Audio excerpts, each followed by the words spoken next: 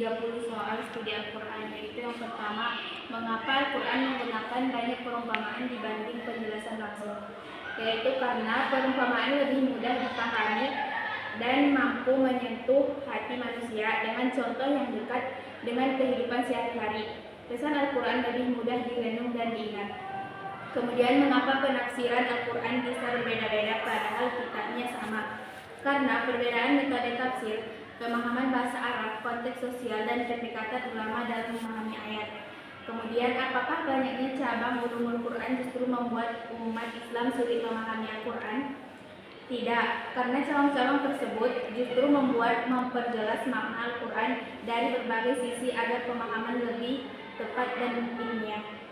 Yang keempat, mengapa Al-Quran diturunkan secara bertahap dan tidak sekaligus?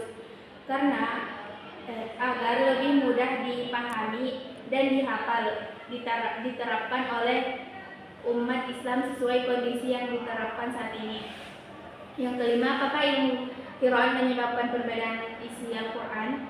Tidak, perbedaan qiraat hanya pada cara membacanya yang tetap bersumber dari Nabi Muhammad SAW dan tidak mengubah inti ajaran Al-Quran. Kemudian, mengapa masih ada orang yang salah menafsirkan Al-Quran walaupun sudah ada ulumul Quran?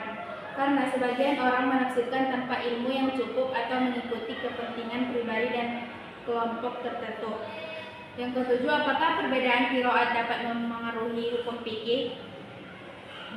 Iya, beberapa perbedaan qiraat dapat mengaruhi pemahaman hukum, tetapi tetap dalam batas yang digunakan syariat.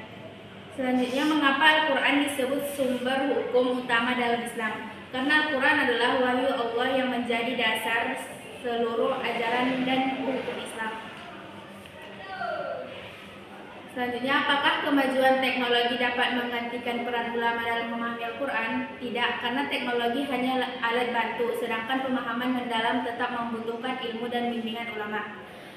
Yang ke-10, mengapa umat Islam masih membutuhkan tafsir jika Al-Quran sudah sempurna?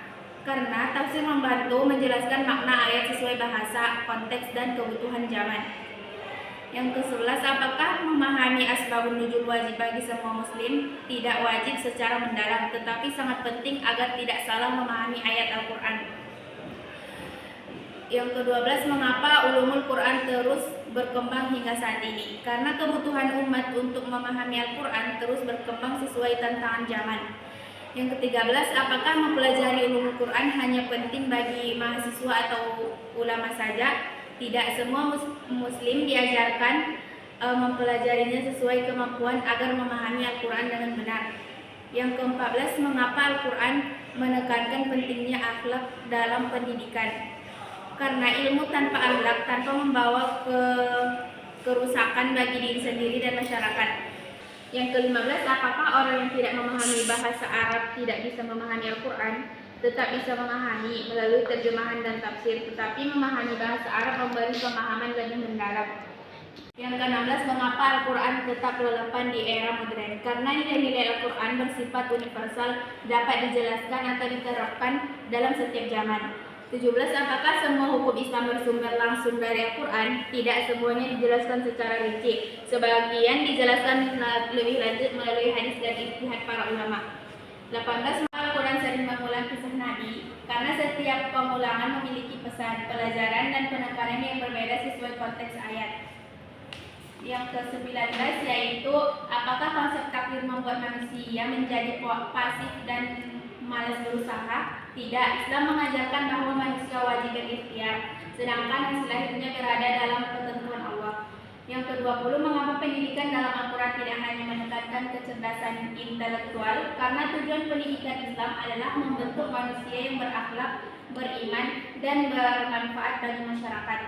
21, apakah semua ayat Al-Quran harus dipahami secara harfiah? Tidak.